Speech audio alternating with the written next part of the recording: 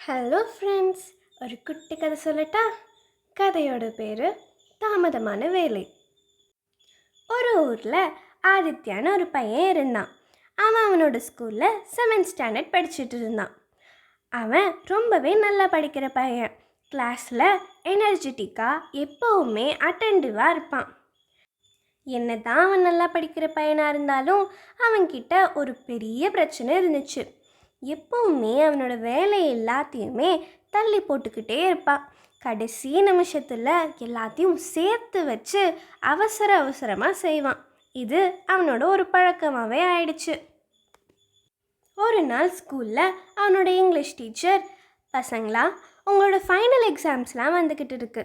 நான் உங்களுக்கு இப்போ ஒரு அசைன்மெண்ட் கொடுக்க போகிறேன். உங்களுக்கு பிடிச்ச டாப்பிக்கில் 2 பேஜஸ்க்கு ஒரு ஸ்டோரி எழுதி எடுத்துகிட்டு வந்து ஃப்ரைடே என்கிட்ட சப்மிட் பண்ணணும். அந்த ஸ்டோரியை பேஸ் பண்ணி தான் உங்களோட மார்க்ஸ்லாம் நான் போடுவேன்னு சொன்னாங்க. இதை கேட்டதுமே கிளாஸில் இருக்கிற பாதி பேர் ரொம்பவே எக்ஸைட்மெண்ட்டோட அப்போவே அவங்க என்ன டாப்பிக்கில் எழுத போகிறாங்க, எதை பற்றி ஸ்டோரி எழுத போகிறாங்கன்னு அவங்களோட ஃப்ரெண்ட்ஸ் கிட்ட டிஸ்கஸ் பண்ண ஆரம்பிச்சிட்டாங்க. ஆதித்யாவோட ஃப்ரெண்டும், ஹே, நான் என்னோடய டாபிக் செலக்ட் பண்ணிட்டேன், ஓன் டாபிக் என்ன அப்படின்னு கேட்டதுக்கு, அதெல்லாம் நிறையவே டைம் இருக்குது, நான் அதெல்லாம் பொறுமையாக யோசிச்சுக்கிறேன் அப்படின்னு சொன்னான் ஆதித்யா. ஆனால் அன்னைக்கு வீட்டுக்கு போயும் அவனுக்கு அவனோட ஃப்ரெண்ட்ஸ் கூட விளையாடுறதுக்கே டைம் கரெக்டாக இருந்துச்சு. தினமும் நைட்டு தூங்க போகிறதுக்கு முன்னாடி அவனே அவன்கிட்ட சொல்லிப்பான், இன்னும் நிறைய டைம் இருக்குது, நம்ம அந்த டாப்பிக்கை பற்றியும் ஸ்டோரியை பற்றியும் நாளைக்கு யோசிச்சுக்கலாம் அப்படின்னு சொல்லுவான். ஆனால் நாளைக்குன்னு ஒரு நாள் வரும்போது அப்பையும் அவனுக்கு அவனோட ஃப்ரெண்ட்ஸ் கூட விளையாடுறதுக்கே டைம் கரெக்டாக இருக்கும். இப்படியே ஒவ்வொரு நாளாக போக தேர்ஸ்டேவும் வந்துடுச்சு. கிளாஸில் இருக்கிற பாதி பேருக்கு மேலே அவங்களோட அசைன்மெண்ட்டை அவங்க முடிச்சிட்டாங்க. ஆதித்யாவோட ஃப்ரெண்டும், ஹே, உனக்கு அந்த அசைன்மெண்ட் ஞாபகம் இருக்குல்ல, அதை முடிச்சியா இல்லையா அப்படின்னு கேட்டதுக்கு ஆதித்யா சொன்னான், ஓ ஆமாம்ல, நான் அந்த அசைன்மெண்ட்டை பற்றி சுத்தமாக மறந்துட்டேன். எனிவே, ஞாபகப்படுத்தினதுக்கு தேங்க்ஸ்.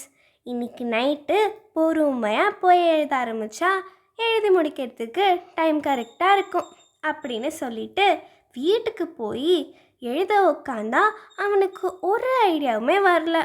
அவன் ஐடியாவை யோசிச்சு நடுராத்திரி ஆயிடுச்சு. இப்போது அவனுக்கு தூக்கமும் வர ஆரம்பிச்சிடுச்சு. அவசரமாக நிறைய ஸ்பெல்லிங் மிஸ்டேக்ஸோட அவனுக்கே பிடிக்காத ஒரு ஸ்டோரியை எழுதி எடுத்துகிட்டு போனான் ஆதித்யா. அடுத்த நாள் இங்கிலீஷ் மேம் சொன்ன மாதிரி எல்லாரும் அவங்க அசைன்மெண்ட்டை சப்மிட் பண்ணாங்க. ஆதித்யாவோட அசைன்மெண்ட்டை பார்த்துட்டு இங்கிலீஷ் மேம், இன்னைக்கு பிரேக்கில் என்னோடய கேபினுக்கு வா அப்படின்னு அவன்கிட்ட சொன்னாங்க. அவனும் பிரேக்கில் கேபினுக்கு போனான். அங்கே போய் அவனோட இங்கிலீஷ் டீச்சரை பார்த்தான். அவன்கிட்ட, என்னாச்சு ஆதித்யா, நீ எப்போவுமே சூப்பராக படிப்ப, ஆனால் இந்த தடவை உன்னோட ஸ்டோரி சுத்தமாக நல்லாவே இல்லையே அப்படின்னு கேட்டதுக்கு ஆதித்யாவும், சாரி மேம், அது என்னோட தப்பு தான், நான் தான் என்னோடய வேலையை தள்ளி போட்டுக்கிட்டே இருந்தேன், அப்புறம் கடைசி நிமிஷத்தில் அவசரமாக எழுதுனதுனால அது ஒழுங்காகவே வரலன்னு சொன்னான். அதுக்கு அவனோட மேமும், பரவாயில்ல, எல்லாரும் அவங்க செய்கிற தப்பில் இருந்து தான் புது பாடத்தை கற்றுக்கணும். அதே மாதிரி இப்போ நீ கற்றுக்க வேண்டிய பாடம், இனிமே உன்னோட வேலை எல்லாத்தையும் தள்ளி போட்டு கடைசி நிமிஷத்தில் சேர்த்து வச்சு செய்யாமல் உன்னோட வேலைகளை சின்னதாக பிரித்து செய்ய கற்றுக்கோ. அப்படி செய்யும்போது உனக்கே அது ரொம்ப ஈஸியாக இருக்கும்னு சொன்னாங்க. ஆதித்யாவும் செஞ்ச தப்பை புரிஞ்சுக்கிட்டு, சரி மேம், இனிமேல் நீங்கள் சொன்ன மாதிரியே நான் செய்கிறேன் அப்படின்னு சொன்னான். அன்னைக்கு சாயந்தரம் வீட்டுக்கு போய் அதே அசைன்மெண்ட்டை திரும்பவும் செஞ்சான். ஆனால் இந்த தடவை மார்க்ஸ்க்காகவோ அவனோட இங்கிலீஷ் டீச்சருக்காகவோ இல்லாமல் அவனுக்காக எழுதினான். நிறைய டைம் எடுத்து பொறுமையாக யோசித்து எழுதுறதுனால இப்போ அந்த கதையை படித்து பார்க்கும்போது அவனுக்கு அந்த கதை ரொம்பவே பிடிச்சிருந்துச்சு. அன்னையிலிருந்து ஆதித்யா அவனோட பழக்க வழக்கங்களை மாற்ற ஆரம்பித்தான். எவ்வளோ பெரிய வேலையாக இருந்தாலும் அது சின்னதாக பிரித்து செய்யும்போது ரொம்பவே ஈஸியாக வேலை முடியுன்றதை புரிஞ்சுக்கிட்டான். எல்லா வேலையும் சேர்த்து வச்சு செய்யாமல் அன்னன்னைக்கு உள்ள வேலைகளை அன்னன்னைக்கு முடிக்கவும் பழகினான். அப்படியே ஒரு நாள் அவனோட ஸ்கூலில் ஒரு சர்ப்ரைஸ் டெஸ்ட்டும் வச்சாங்க.